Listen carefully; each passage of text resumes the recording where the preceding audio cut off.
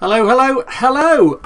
My name's Nick McDonald, and I'm one of the lead coaches here at Rise to a Million.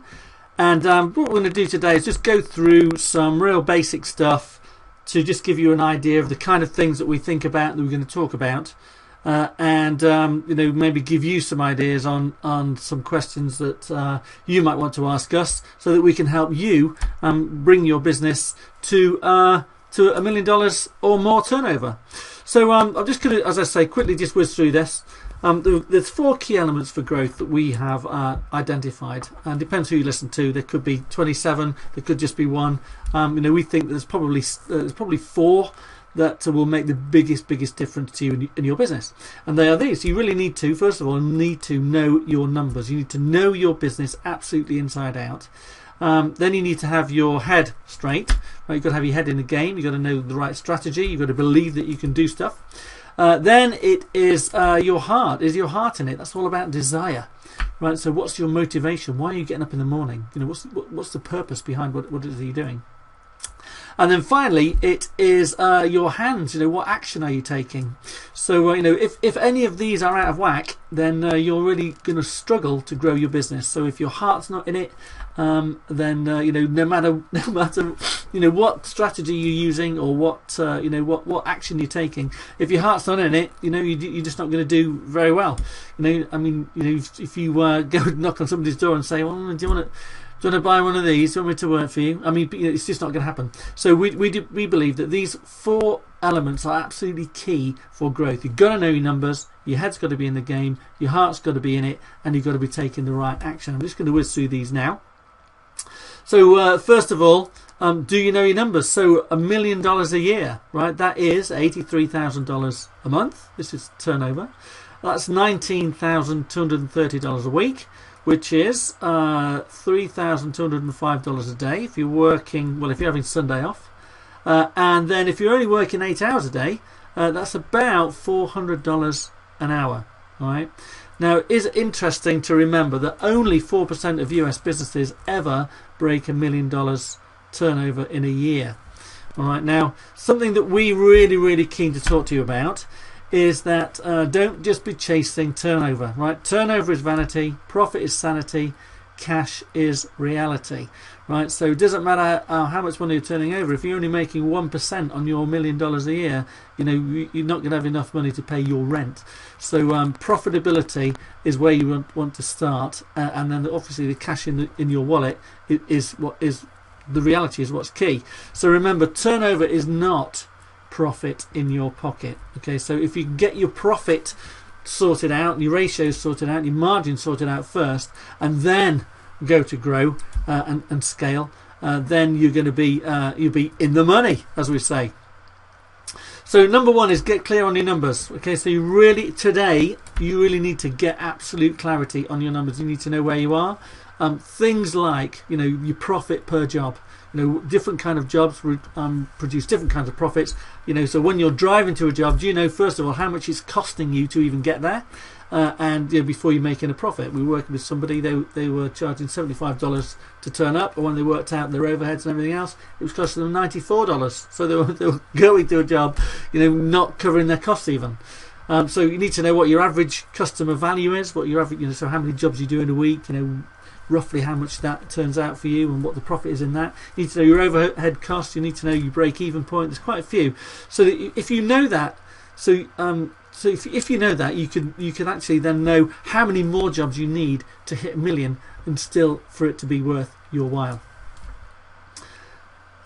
Here's something. So as you're growing in your business, there's necessary evil. So you might be a one-man shop at the minute, but you need to think about all of these things. You need to build out systems and processes so that they're repeatable when you're not there. You need to outsource what you're not good at. This is something we're really keen for you to understand. You've got to start trusting other people to do things in your business for you, because they'll probably do it better than you. You've got to think about your pricing structure and your guarantee and any maintenance agreements that you've got. If you're going for cheap, you're never going to get rich. You want to be mid to high pricing. We can talk to you about how you can achieve that. You need to think about your overheads and your accounting. There's inventory that you're going to need to manage, because if you're doing a lot more jobs, you've got to manage your inventory a bit better. So you need to be absolutely, keep that watertight. Recruitment and payroll. How are you going to recruit and keep great people, and then how are you going to pay them, even in the winter? And you've got to think about marketing and finance. There's loads to think about. So $1 million means you've got more shit to deal with. You've got more mouths to feed. You've got more sales to make. You've got to do stuff you're not really happy about doing, or you don't really know how to do it. You've got more responsibility and a load more risk, right? So this is why, second, you need to get clear on your belief, on why you're doing it, because we see so many people, they're riddled with self-doubt. They've got a loss of motivation. They're procrastinating. They're fearful about, all this risk that they're taking on. You really need to be on top of that.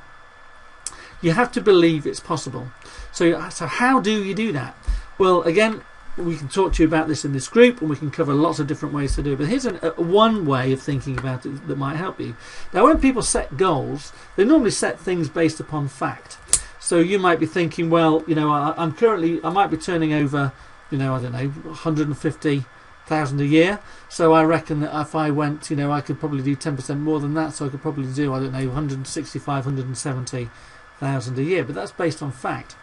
The other thing you might do is you might set some goals based on theory. You might think, well, actually, if I did X, Y, and Z, I could possibly do, 200,000 this year. I could probably really stretch it. But if you think about it, that theory is based on fact, is on what you already know. Not many people set goals based upon fantasy. They don't ever let go of what it is that they think, is entirely possible, because they just don't see it as possible. So if you think about in the HVAC business at the minute, in your business at the minute, within a 50-mile radius of where you are right now, are there people earning more money in a month than you've earned in the last year doing, in the HVAC business? There are.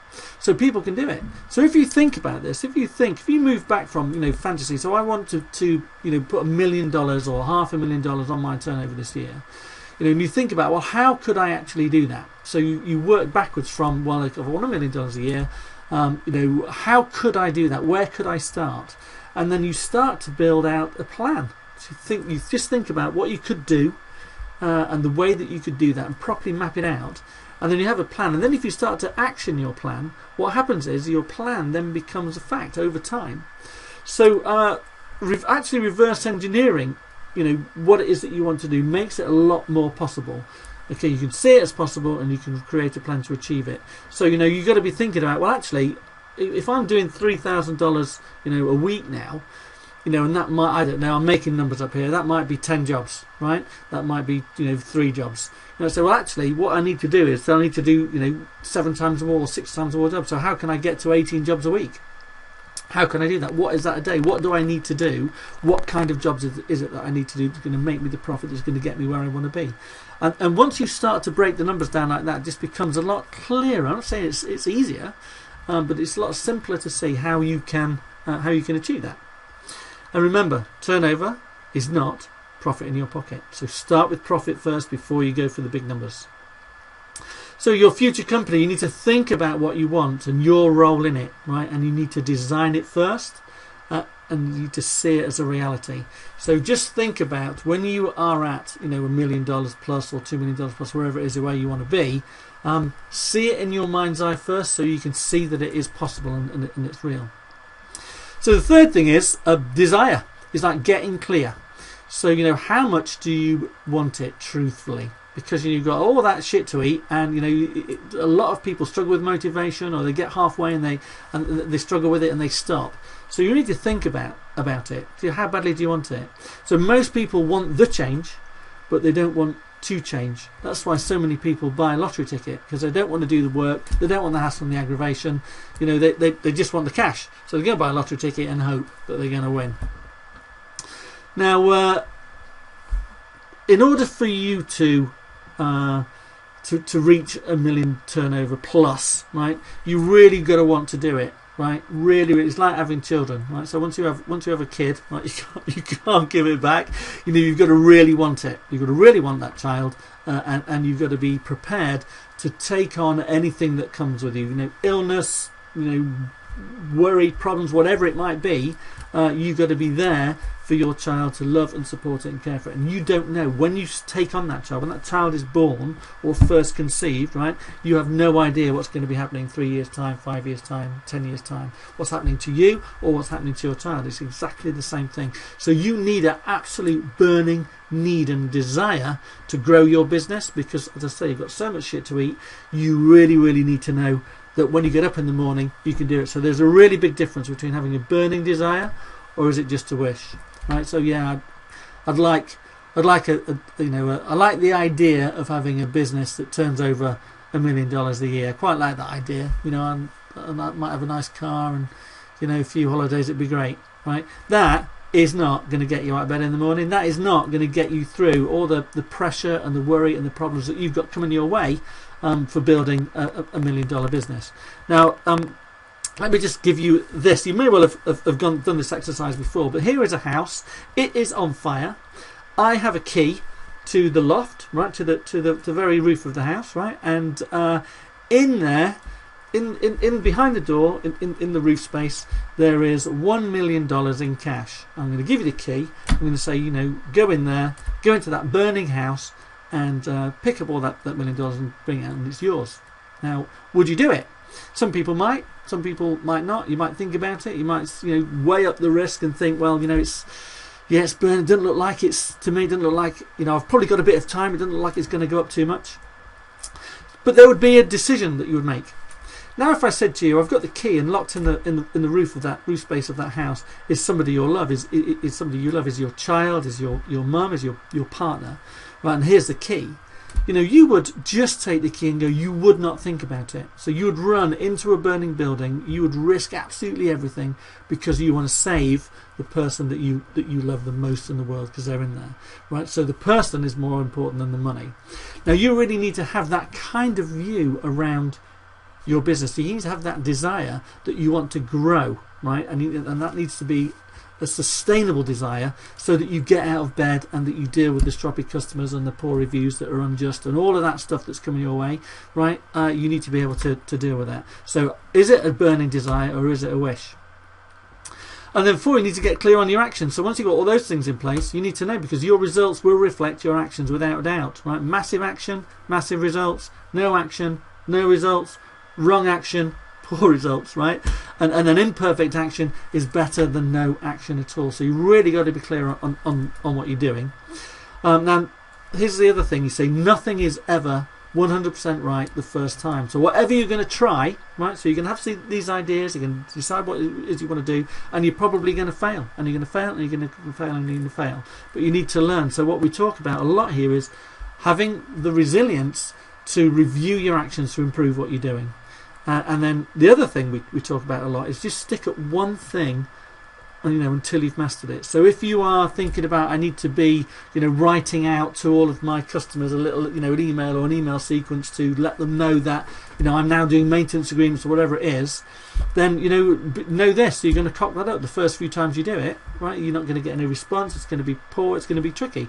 But you've got to have the resilience to look at what it is that you're doing, look at the end result that you want, what's the outcome that you want, work back from that outcome, and look to change some of the things that you're doing to engage with your customers. So, the other thing we say is you need to select low-hanging fruit first to get the momentum. So if there's something easy that you can fix and change, some action that you can take to change now, then take that action, learn from that. I think this is the next point here. Yes, and then you'd apply the learning that you've made from that point to tackle the next opportunity.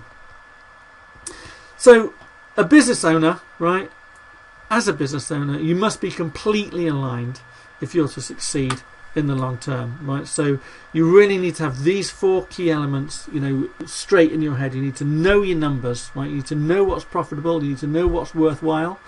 Your head needs to be straight. You need to have the right strategies. You need to believe that you can do it. Your heart needs to be in it, absolutely, totally. You've got that desire and that will to succeed.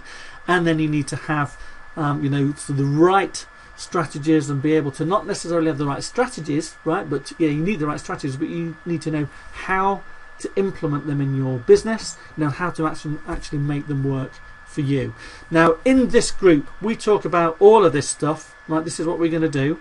So if you have any questions around, knowing your numbers, getting your head straight, you're not feeling as passionate about your business now as you did as you started 3 years ago, or you're really struggling with some practical things to change and try in your business, then you're in the right place, because this is what we're going to talk to you about.